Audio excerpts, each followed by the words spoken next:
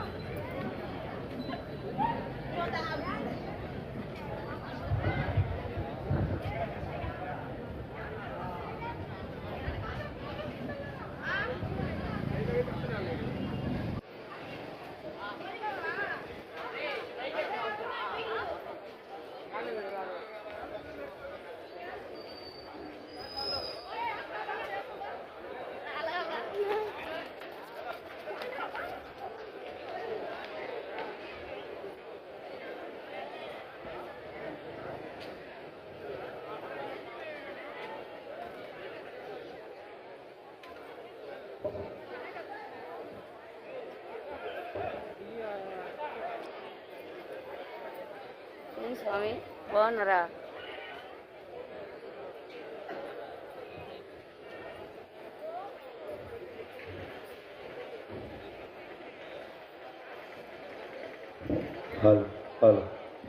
ఓం గణానాం త్వా గణపతిం హవామహే కవిం కవీనాముపమశ్రవస్తమం జ్యేష్ఠాం బ్రహ్మణస్పత ఆనుష్ఠుంవన్నోతిభిస్సేదసాదనం శ్రీ ప్రణో దేవి సరస్వతి వాజేభిర్వాజినీవతి ధీనామవిత్రియవత్ ఆనో దివో బృహతః పరస్వతీ యజతాగन्तు యజ్ఞం హవం దేవీ దుజానాధుతాకీషన్మాన్నో వాచమసతి శృణోతు బృహత్పతే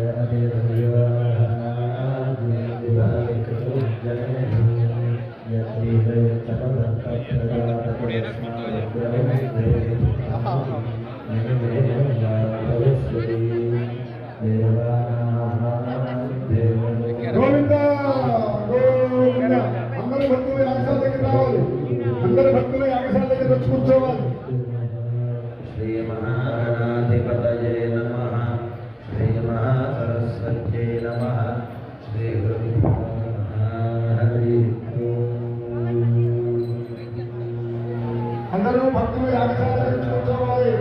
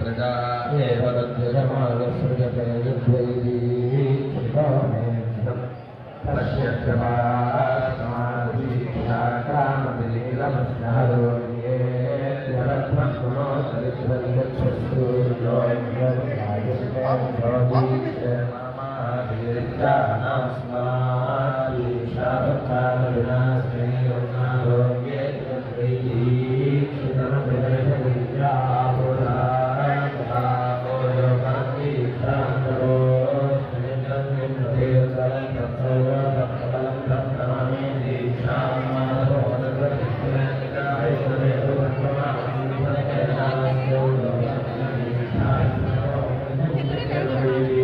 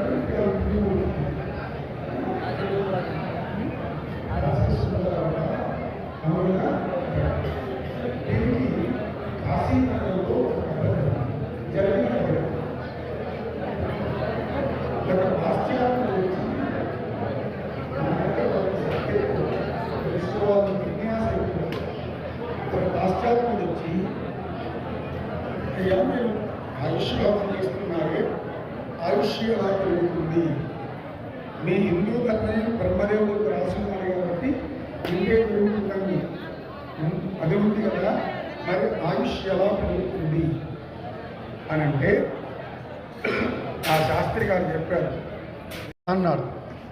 మనమైతే వీడితాడు వీడేం చూపిస్తాడేం పోను. వాడు ఏం చేశాడు, పాశ్చాత్యుడు వచ్చాడు కూర్చున్నాడు. ఈ శాస్త్రి గారు ఏం చెప్పారు, ఒరే నీకు ఒక మంత్రం చెప్తాను రా, దాన్ని పదే పదే అనుకుంటూ ఉండు. ఇక్కడ హోమం చేస్తున్నాను కదా, ఆ పిల్లవాడి ఆయుష్ గురించి నీకు కనిపిస్తుంది చూడరా అన్నట్ట.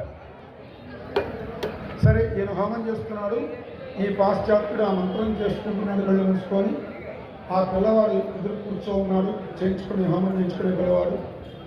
హోమం జరుగుతుంటే ఆశ్చర్యమైన సంఘటన అక్కడ కనిపించింది. ఈ ఏం సంఘటన అంటే, వచ్చే జన్మలోంచి ఈ జన్మలోకి ఆయుష్ ట్రాన్స్ఫర్ అయ్యి వస్తుంది. అర్థమైందా? వచ్చే జన్మలోకి అక్కడి నుంచి ఇక్కడికి ఆయుష్ వస్తోంది, తెలుస్తున్నది వీడికి. మన పెద్దలు మంత్రం శక్తి ఎంత గొప్పదో వచ్చే జన్మలోంచి కూడా ఇక్కడికి తీసుకొస్తున్నారు. అందుకనే ఆయుష్ హోమం చేసుకోవడం ఎప్పుడెప్పుడు చేసుకోవాలి? ఆయుష్ హోమం అసలు ఎప్పుడు చేయాలయ్యా ఆయుష్ హోమం? తీరని కోరికలప్పుడు కాదయ్యా, కోరిక తీరక కావాలి కాదు, ప్రతి పుట్టినరోజుకి చేసుకోవాలి, ప్రతి జన్మదినానికి చేసుకోవాలి. ఇక్కడ చిన్న మాట చెప్పనా, ఆయుష్ ఒక సంవత్సరం నిండగానే నాకు ఆయుష్ పెరిగింది అనుకుంటున్నాం. ఆయుష్ తరిగింది, గుర్తుపెట్టుకోవాలి. ఇది తరిగింది, వెళ్ళిపోయింది. మన జీవితం అంతా సగం వెళ్ళిపోయింది, అక్కడి నుంచి పోతూ వస్తూ ఉన్నాం మనమంతా. ఆయుష్ పెరగాలంటే ప్రతి జన్మదినానికి చేసుకోవాల్సినవి చాలా ఉన్నాయి. వాటిలో మీ పిల్లలకి మీ ఇంట్లో వాళ్ళ పుట్టినరోజు రోజు ఆశ్రమం చేసేవాళ్ళు ఎవరు కనీసం ఒకరైనా ఉన్నారా? చేయొద్దండి. కేక్ కటింగ్ చేసిన వాళ్ళు చేయొద్దండి. అందరంత దరిద్రం చేసేవాళ్ళం. సరేనా? పిల్లల జయంతి రోజు ఏంటంటే జన్మదినం రోజు మనం చేయవలసిన పని ఏంటో తెలుసా? పిల్లలకి తలకు నూనె పెట్టి స్నానం చేయించాలి. ఆ నూనె పెట్టి స్నానం చేయించేటప్పుడు చిన్నపిల్లలకి ఈ రోజుల్లో దెబ్బలేసి కొట్టి అప్ప గందరగోళం చేస్తాం. ఆ స్నానం అయ్యే లోపల ఏడిచి శోష ఉంటారు. ఈరోజు జరిగే పరిస్థితి పిల్లలకి ఆ కోపం స్నానం చేసేటప్పుడు అశ్రద్ధాన శ్రీనివాస అన్వేషణ మొదట్లో చెప్పుకున్నాం. రెండో రోజు శరీరం సాగు లేని వాళ్ళందరూ చెప్పుకున్నాం కదా. అశ్వత్థామ, బలి, వ్యాస, భగవ, విభీషణ, కృప, పరశురామ, మార్కండేయ ఈ 8 మందిని చేస్తే వారి ఆయుష్ పెరుగుతుంది. స్నానం అయిన తర్వాత మంచి వస్త్రాలు వేయాలి. వస్త్రాలు ముప్పై 40 తాడి చెట్లు ఎక్కవడం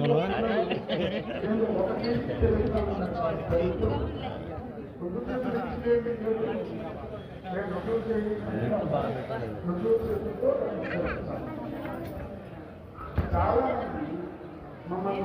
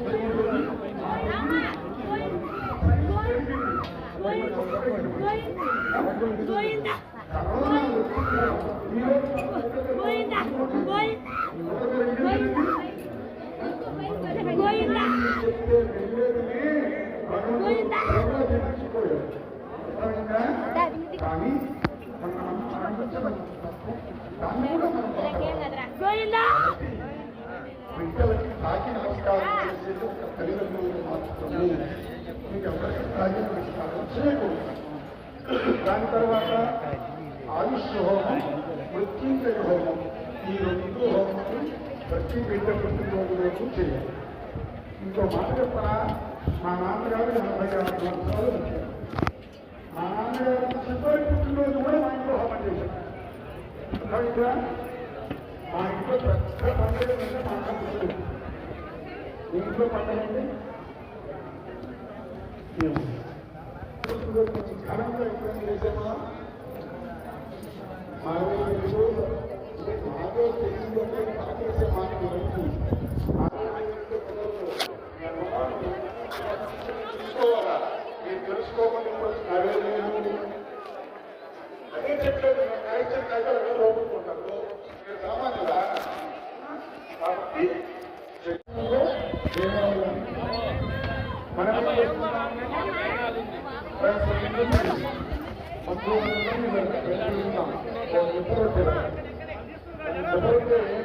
పూర్వకాలంలో మనం దెబ్బలు వచ్చామా దానిలో టీ పూసి వాడిలో చేశారు. చిన్నప్పుడు మన పిల్లలు పట్టు జ్వరం వస్తున్న వాళ్ళు అన్నమాట. అమ్మా దానిలో టీ పూసి వచ్చేటప్పుడు వాళ్ళు ముక్కులు ఉంటాయి. మనంత ముక్కులు అయిపోయిందా? దాని మీద ఎన్నో చూడండి, ఎన్నో నెంబర్ ఉండే క్యాండిల్